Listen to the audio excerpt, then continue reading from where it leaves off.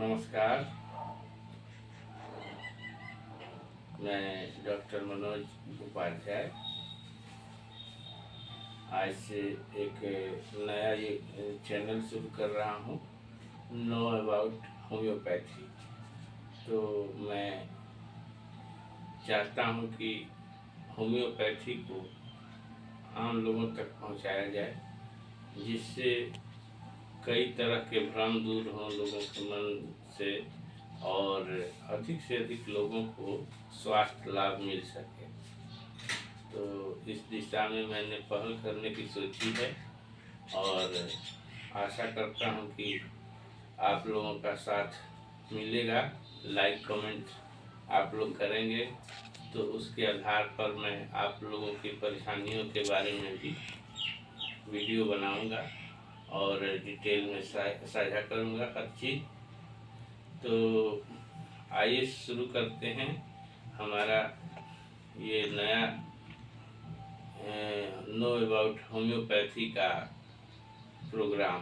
और इस सिलसिले में मैं आपको बताना चाहूँगा होम्योपैथी के बारे में।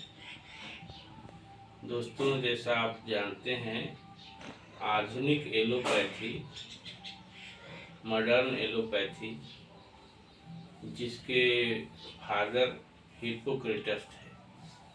हिप्पोक्रेटस के बारे में आपने सुना होगा। तो उनके समय में एलोपैथी जो है आधुनिक रूप से प्रसारित हुआ और अधिक से अधिक लोग जल्द आराम के लिए एलोपैथी को अपनाने लगे और साथ ही साथ अच्छी कमाई होने के कारण लोगों का रुझान भी इस तरफ बढ़ा और बहुत सारे डॉक्टर दुनिया में आज एलोपैथी की सेवा दे रहे हैं।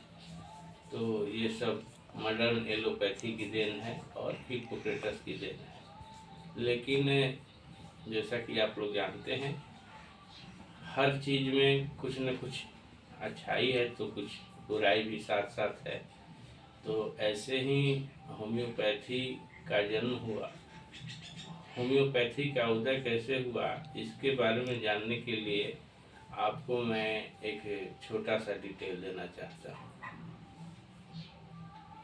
अप्रैल 1755 में मैसन नगर, जर्मनी में एक छोटे से बालक का जन्म हुआ, जिसको कि हैनीमैन के नाम से दुनिया जानती है।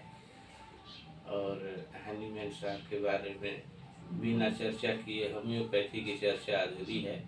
तो मैं छोटी सी स्टोरी एक बताता हूँ आप लोगों को हैनीमैन साहब की।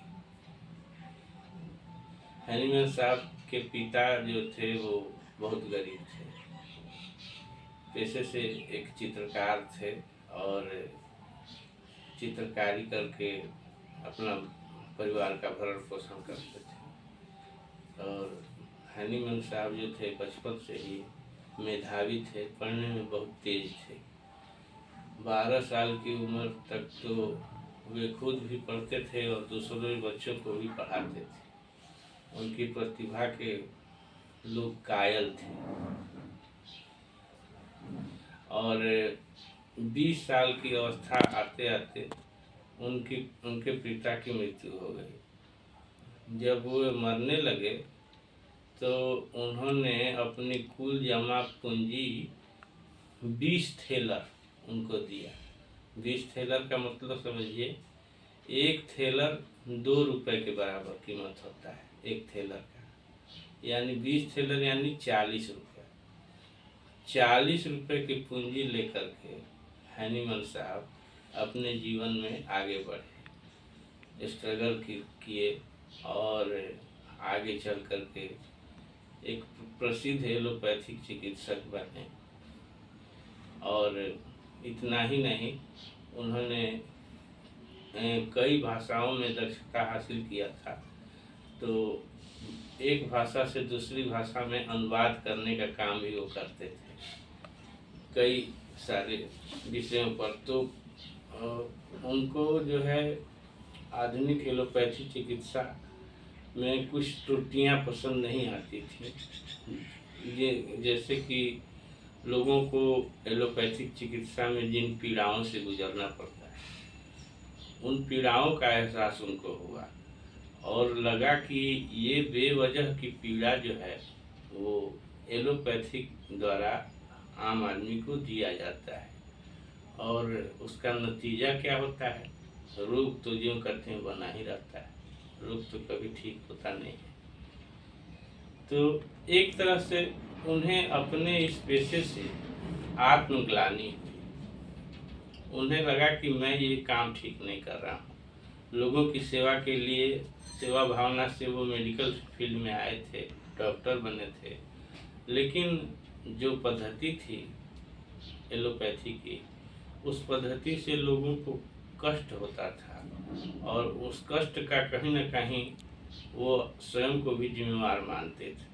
इसलिए वो आत्मग्लानि के चलते इस्तीफा दे दिए अपने पद से और अपने जीवन यापन के लिए एक भाषा से दूसरी भाषा में अनुवाद करते थे।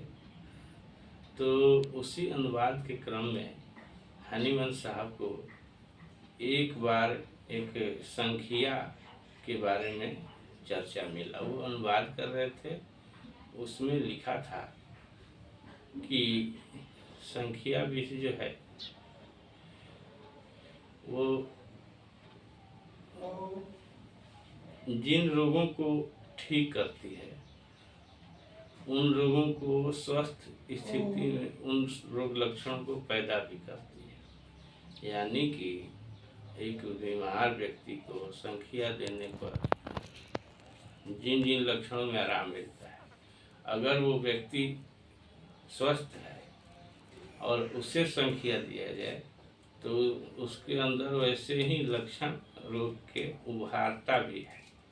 तो ये दोहरा गुण उनको अजीब लगा, तो उन्होंने अनुवाद करना छोड़ करके उसको अपने ऊपर प्रयोग करना शुरू किया। तो प्रयोग में जो बातें सामने आई उससे उनको एक अलग तरह का ये मिला। फिर उन्होंने कई तरह के मेडिसिन जो है अपने ऊपर प्रूविंग किया और इस तरह से उन्हें एक नई सफलता मिली, अलग तरह की खोज उन्होंने की और धीरे धीरे करके उनको देख करके सेवा भावना को और लोगों को आराम मिलता देख करके उनके अनुयायी बन गए, फॉलोअर बन गए। उन्होंने भी ठीक वही काम करना शुरू किया जो वो करते थे और फिर ये सिलसिला चला।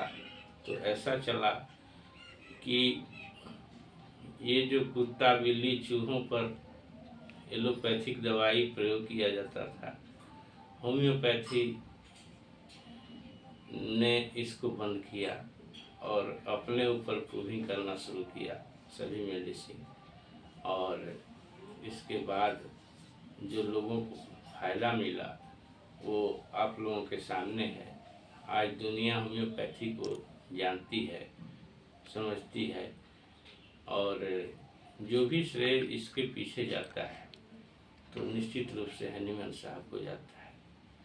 तो मैं ये इसलिए बता रहा था क्योंकि आम लोगों के मन में बहुत सारी चीज़ें गलत बैठी हुई हैं धारणा, और होम्योपैथी को लेकर के सही सटीक जानकारी नहीं है। तो मैं चाहता हूँ कि आप लोग हर चीज़ को अच्छी तरह से समझें और इसके बाद स्वयं निर्णय करें कि आपका स्वास्थ्य किस चिकित्सा पद्धति से ज़्यादा बेहतर हो सकता है। एक बात मैं और बताना चाहूँगा कि केवल दवा खा लेना किसी भी समस्या का हल नहीं है।